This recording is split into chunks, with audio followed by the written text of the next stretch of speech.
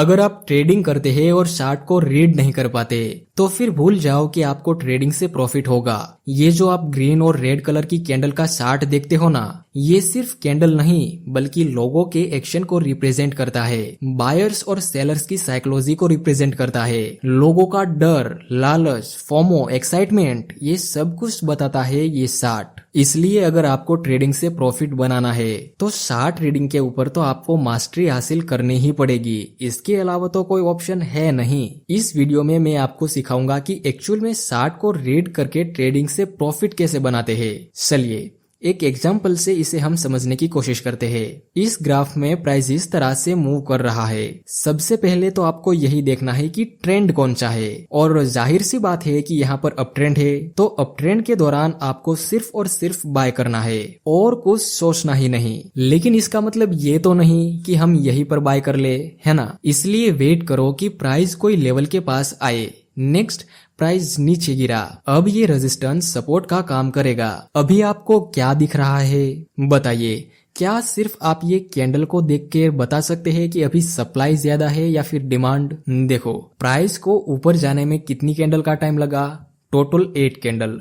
और प्राइस को यहां से यहां तक नीचे आने में कितने कैंडल का टाइम लगा? सिर्फ 3 कैंडल। मतलब अभी मार्केट में सप्लाई क्रिएट हो रही है, और अगर मार्केट में सप्लाई ज्यादा क्रिएट होगी तो हो सकता है कि प्राइस और ज्यादा नीचे गिरे। पर हम सिर्फ सप्लाई को देख के तो थोड़ी ना ट्रेड करेंगे।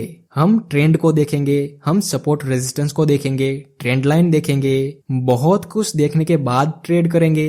देखो, यहाँ सप्लाई तो क्रिएट हुई है तो एक पॉसिबिलिटी है कि प्राइस और भी ज्यादा नीचे गिरे। लेकिन ट्रेंड कौन सा है? ट्रेंड तो बुलिश है। अगर प्राइस इस रिसेंट स्विंग लो या फिर हायर लो को नीचे की तरफ ब्रेक करेगा तभी ये अप ट्रेंड डाउन ट्रेंड में रिवर्स होगा। जब तक ऐसा नहीं होता तब तक हमें बायर्स की साइड ही रहना है। नेक्स्ट, प्राइस इस लेवल से ऊपर जाता है और यहाँ पर हमें एक हैमर और कंफर्मेशन कैंडल का सिग्नल मिला। देखो, ये कैंडलस्टिक पैटर्न का सिग्नल मिला इस इंपॉर्टेंट लेवल के पास। मुझे बताइए, आपको क्या लगता है, क्या आप इस जगह पे बाय करते? 5 सेकेंड दे रहा हूं, जल्दी बताना। 5, 4, 3, 2, 1, 0।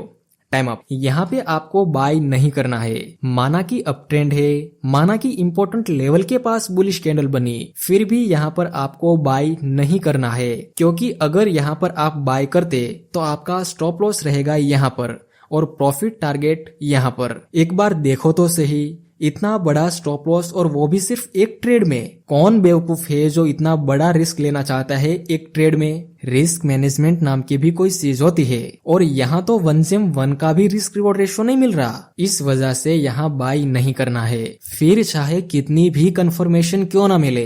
That's my point. Next, price थोड़ा बहुत ऊपर जाता है और फिर मार्केट नीचे गिरा। अब एक बार सप्लाई डिमांड को देखो। यहाँ से यहाँ तक ऊपर जाने में 4 कैंडल का टाइम लगा और यहाँ से यहाँ तक नीचे आने में टोटल 8 कैंडल का टाइम लगा। देख रहे हो ना, प्राइस नीचे तो आ रहा है लेकिन धीरे धीरे नीचे आने में 8 कैंडल का टाइम लगा दिया और ऊपर जाने में सिर्फ और सिर्फ 4 कैंडल का टाइम लगा। इट मीन्स के अभी मार्केट में डिमांड क्रिएट हो रही है। अब कुछ लोग कहेंगे कि सर अभी तो आपने बोला कि सप्लाई क्रिएट हुई और अभी आप बोल रहे हैं कि डिमांड क्रिएट हो गई। देखो, मार्केट में सप्लाई डिमांड हर वक्त चेंज होती रहती है। सप्लाई आई है तो डिमांड आएगी ही आएगी, और डिमांड आई है तो सप्लाई भी आएगी ही आएगी। ये सब यूनिवर्सल लॉ है। ऑलराइट, नेक्स्ट हमें इसी सपोर्ट लेवल पे एक हैमर प्लस कंफर्मेशन कैंडल का सिग्नल मिला। ये बाय करने का सिग्नल है।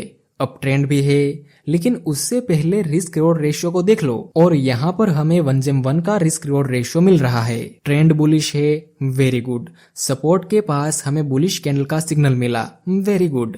डिमांड ज्यादा है, वेरी गुड। और ये 2 पॉइंट को कनेक्ट करके हम एक बुलिश ट्रेंड लाइन भी बना देंगे जो कि सपोर्ट का काम करेगी। और तो और यहाँ पर रिस्क रिवॉर्ड रेशियो भी 1:1 का मिल रहा है, एटलीस्ट 1:1 का तो है। ओके, तो फिर यहाँ पर हमें बाय करना चाहिए। स्टॉप लॉस यहाँ पर और प्रॉफिट टारगेट यहाँ पर, ये लेवल जहाँ से एक बार सप्लाई आई थी, तो यहीं पर हम अपना प्रॉफिट टारगेट रख देंगे। नेक्स्ट, प्राइस ऊपर गया और हमारा टारगेट कंप्लीट हो गया। नेक्स्ट, फिर से प्राइस नीचे गिरा और इसी सपोर्ट पे फिर से एक बुलिश और कंफर्मेशन कैंडल का सिग्नल मिला। तो यहाँ पर हम ट्रेड लेने से पहले एक बार रिस्क रिवॉर्ड रेशियो चेक करेंगे। तो फिर यहाँ पर तो हमें 1:1 का रिस्क रिवॉर्ड रेशियो नहीं मिल रहा है, इस वजह से ये ट्रेड हम नहीं करेंगे। नेक्स्ट, प्राइस ऊपर जाता है और ये लेवल भी ब्रेक हो गया। आई थिंक लाइव मार्केट में जब आपके साथ ऐसा होगा कि आपने ट्रेड नहीं लिया और प्राइस आपकी ही डायरेक्शन में चला जाएगा, तब आपको फोमो होगा कि काश यहाँ पे ले लिया होता। तो जब भी ट्रेड करते समय आपको फोमो वाले थॉट आए तो खुद से बोलो कि कोई बात नहीं, दूसरा ट्रेड मिल जाएगा, कोई बात नहीं, दूसरा ट्रेड मिल जाएगा। इस तरह की प्रैक्टिस करने से आपकी साइकोलॉजी काफी हद तक सही हो जाएगी।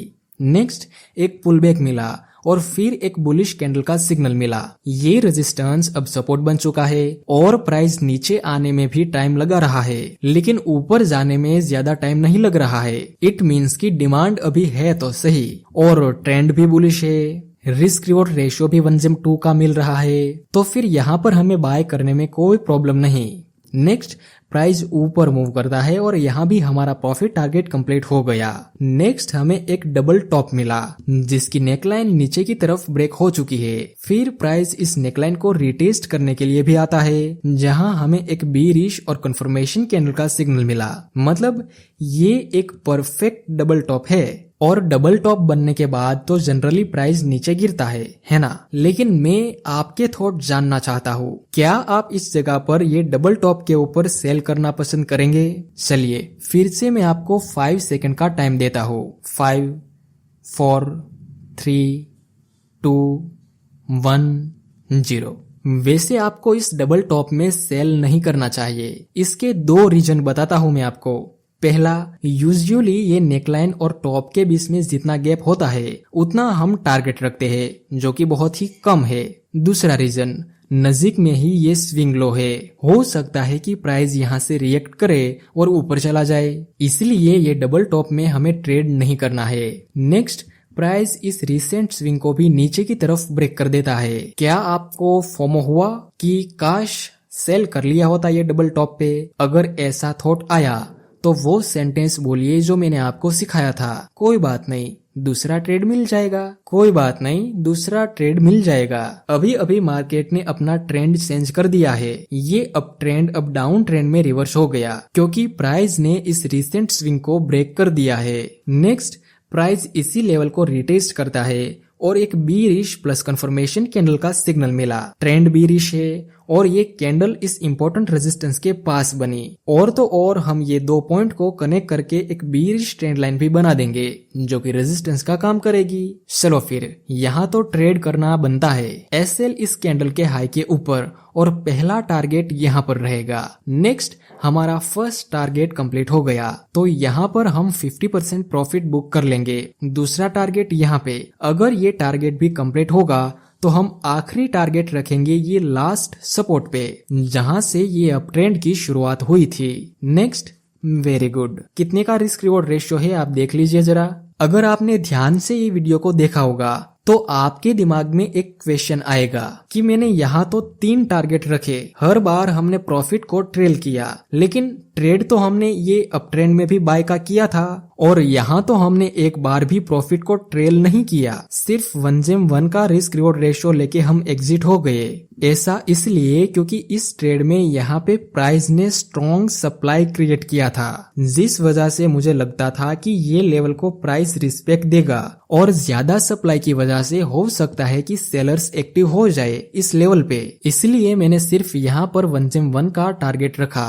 और प्रॉफिट को ट्रेल नहीं किया। हालांकि प्राइस ने बाद में इस लेवल को भी ब्रेक तो कर दिया था, लेकिन ये मूवमेंट आने के बाद मालूम पड़ता है। अगर हमारे पास यहाँ तक का ही चार्ट हो तो कोई भी श्योर नहीं होता कि आगे से प्राइस इस लेवल को ब्रेक कर देगा। प्रॉफिट को कब ट्रेल करना है और कब ट्रेल नहीं करना ये भी आपको पता होना चाहिए। और मुझे कमेंट में बताओ आपको ये वीडियो कैसा लगा, और ऐसे ही वैल्यूएबल कंटेंट देखने के लिए आप एक लाइक और सब्सक्राइब कर सकते हैं। सो आज के लिए बस इतना ही, मिलते हैं अगले वीडियो में।